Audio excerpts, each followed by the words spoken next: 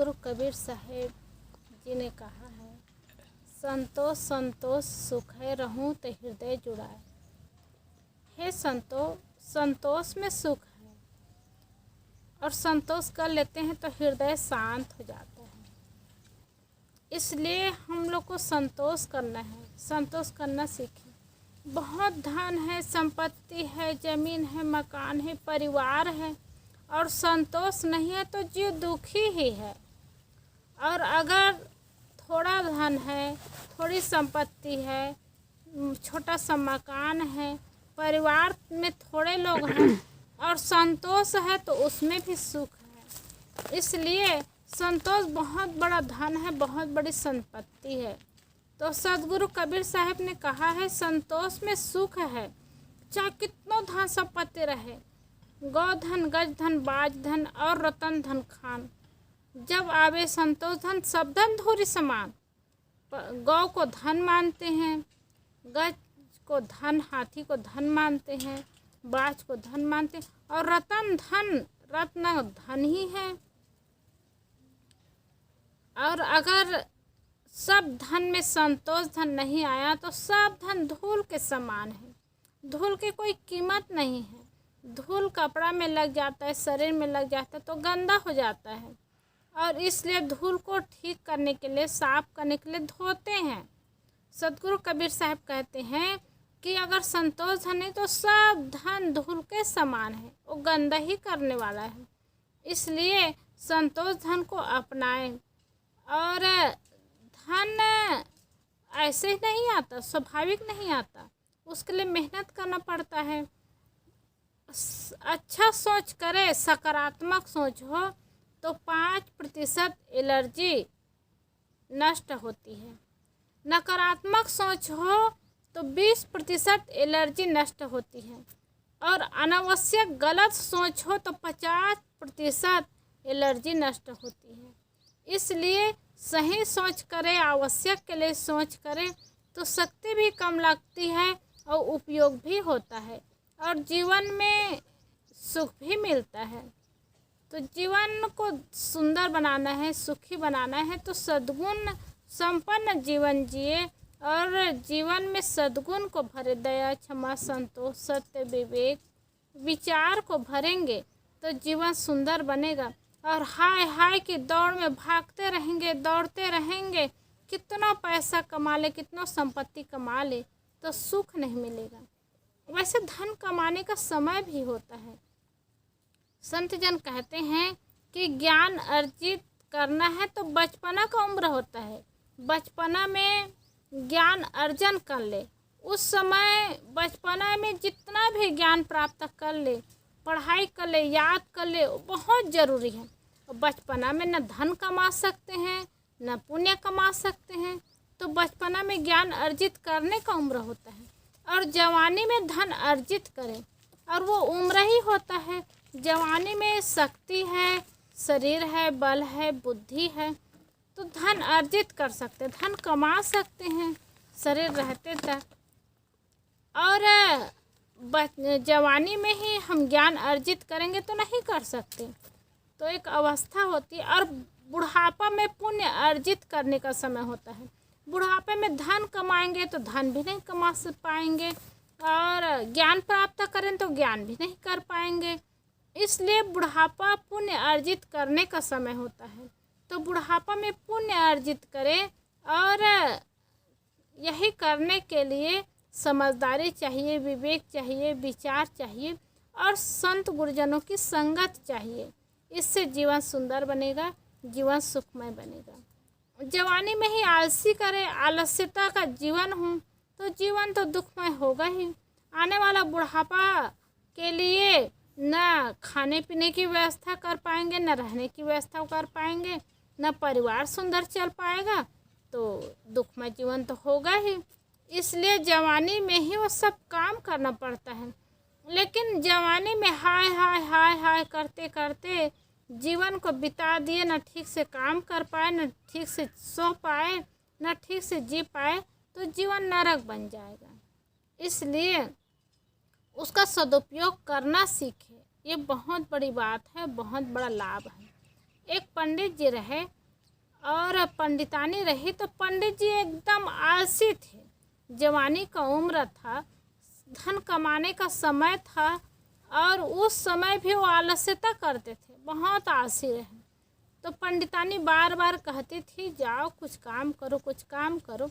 तो पंडित यही कहते थे किसी के यहाँ भोजन में बुलाएंगे, बस निमंत्रण का इंतज़ार करते थे। सुबह से शाम तक कोई नहीं बुलाते थे, तो ऐसे ही समय बिता लेते थे। तो पंडितानी कहने लगी जाओ आज कमा करके लाना है। तो पंडित जी खा पी करके गए, यार दोस्तों से मिल करके आए और काम नहीं किए। दूसरा दिन पंडितानी भोजन बनाती है, खिलाती है और टिफ़िन तैयार करती है और कहती है आज तुम्हें काम करके आना है, ऐसे घूम करके नहीं आना है। दूसरा दिन तो पंडित जी गए और जा कर के यार दोस्तों से मिल करके शाम को वापस आ गए। देखे दिन भर कोई बुलाए नहीं निमंत्रण में, तो फिर वापस आए। पंडितानी को बहुत दुख लगा, बुरा भी लगा। तो पंडितानी टिफ़िन तैयार करती है और कहती है आज तुम्हें कुछ लेके आना है, खाली हाथ आना ही नहीं है और कुछ लेके ही आना है। और कुछ लेके कैसे आएंगे, आदमी काम करेंगे तभी तो कुछ लेके आएंगे, कोई पड़ा तो नहीं रहता। पंडितानी कही कि आज खाली हाथ आना ही नहीं है, कुछ लेके ही आना है। तो पंडित जी गए, यार दोस्तों के साथ मिले, बैठे, चर्चा किए, समय बीत गया। शाम के समय जब आने का समय हुआ तो पत्नी की बात याद आई कि कुछ लेके ही आना है तो खाली हाथ नहीं आना है। अब मैं क्या लेके जाऊं, यही सोच रहा था, आ रहा था और आते आते एक मरा हुआ सांप उनको दिखाई दिया। तो मरा हुआ सांप पकड़ लिया और सोचता है चलो कुछ लेके आने को कहा, मैं क्या लेके आऊं, शाम के समय कहाँ से लाऊं। यही सोच करके वो सांप लाया और ला करके पंडितानी के पास आ करके कहने लगा आज तो कुछ भी नहीं मिला, ये सांप मरा हुआ ही मिला। पंडितानी सोचती है चलो ये काम तो नहीं किया, कम से कम कुछ लेके तो आया। तो वो अपनी प्रसन्नता जाहिर करती है कि चलो कुछ लेके तो आए, खाली हाथ तो नहीं आए। आज सांप ही मरे हुए लेके आए हो, कल काम करके आओगे तो कुछ सामान लेके आओगे। वो संतोष करती है, संतोष में बड़ा सुख मिलता है। पंडितानी संतोष करती है कि कुछ लेके तो आए हो और वो मरे हुए सांप को ऊपर में फेंक दी। और फेंकने के बाद संयोग ऐसा हुआ कि सुबह जब बगल पड़ोस में महारानी का घर था और महारानी नहा रही थी तो अपने हार को उतार करके नहा रही थी और सोने के हार को उतार करके नहा रही थी। तो एक बाज उधर से आ रहा था। देखा कि बाज पक्षी ये चमक रहा है, ये क्या है, तो उसको उठा लिया और उठा करके वो पंडितानी के खपरेल के मकान में आया। तो देखता क्या है, वह मरा हुआ सांप है। तो वो चमकता हुआ सोना को, हार को वहीं छोड़ दिया और सांप को ले गया और उड़ गया। पंडितानी सुबह देखती है कि मरा हुआ सांप तो मैं यहीं रखी थी, लेकिन सांप नहीं है, बदले में उसकी जगह हार है। तो वो पंडित को बुला करके तुरंत कहने लगी ये मरे हुए सांप को तो मैं यहीं रखी थी, लेकिन उसके जगह में आज ये हार है। सोचने लगे, दोनों चर्चा करने लगे कि देखो मेहनत से सांप को लाए हैं तो ये 9 लखा हार मिला है। ऐसे मेहनत करोगे और मेहनत का फल मिलेगा तो क्या नहीं मिलेगा और क्या नहीं कर पाएंगे। तो पंडित जी भी सोच में पड़ गए, अरे मैं एक मरा हुआ सांप को लाया हूँ तो ये उनके बदले में हार बन गया है, हार मिला है, और मेहनत करूँगा तो क्या नहीं मिलेगा। उसी दिन से वो पंडित जी आलस्यता छोड़ दिए, आलसी का काम छोड़ करके मेहनत करना शुरू किए। और मेहनत करना शुरू किए तो पंडित पंडितानी दोनों बढ़िया प्रेम से रहने लगे और सुंदर जीवन जीना शुरू किए। तो आलसी जीवन में तो सुख नहीं मिलता है, लेकिन संतोष कर ले कुछ न रहे तब भी नहीं बनता। इसलिए मेहनत तो करना ही है, मेहनत करना पड़ता है।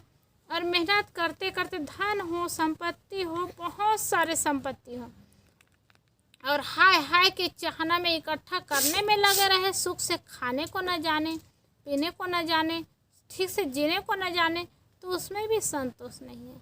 इसलिए बहुत धन पा करके संतोष करें कि हमारे भाग्य में बहुत कुछ मिला है, अब सुख से जीने का समय आया है, सुख से संतोषपूर्वक जीवन जिए तो ये सफलता है।